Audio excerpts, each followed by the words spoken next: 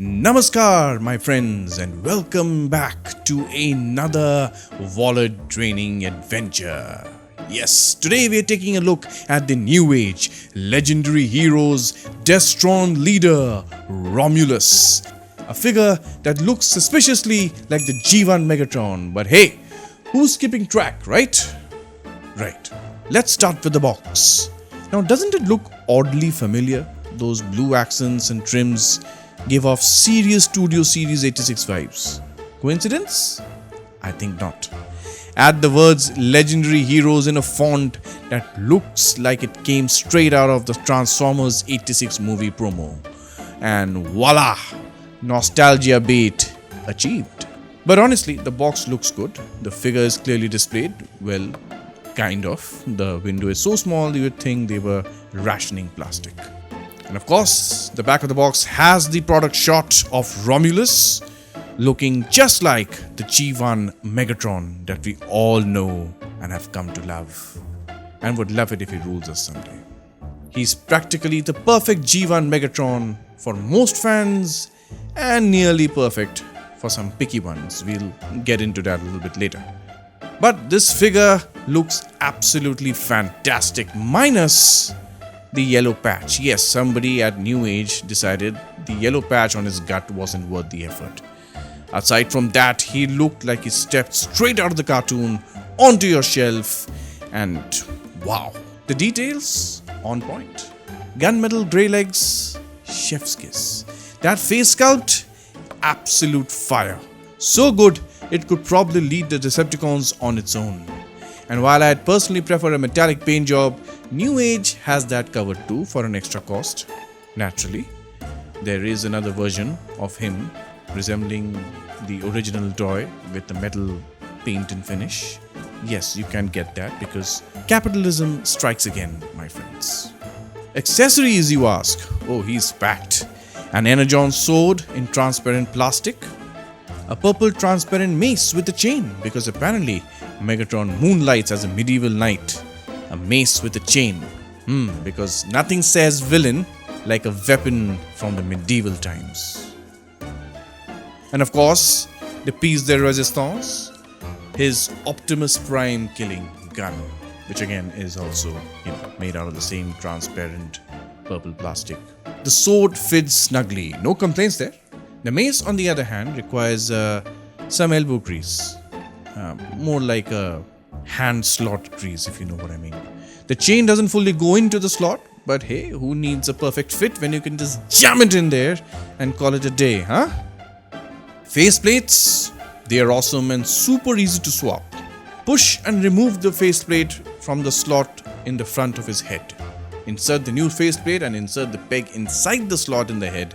And boom! Megatron's mood swings are now on full display. Taking a look at his articulation, the head looks up and down, turns side to side, can do the tilts, and of course you can do that because of his transformation. Arms out to the sides, more like a Y pose instead of a T pose. Full 360 rotations and a bicep swivel that's smoother than your Wi-Fi on a good day. Elbows, superb range, almost like he's practicing for a Cybertronian yoga class. Hands, full rotation with in and out movement. And the thumb and index finger articulate individually while the others stick together like a Transformers group debating Bayverse versus G1. Now let's talk about that spring-loaded app crunch. It's so good it could make Hasbro cry. Fortunately, crunching back, not so much. Guess even evil leaders have limits. Waist swivel works just fine. Legs? Flip the panels to get them moving. The front ones can't be flipped separately because why make life easier? But hey, he kicks forward that much. Back a little bit. And even does splits like he's auditioning for Cybertron's Got Talent. The thigh rotation works well enough. Knees, fantastic range. Feet, move up and move down.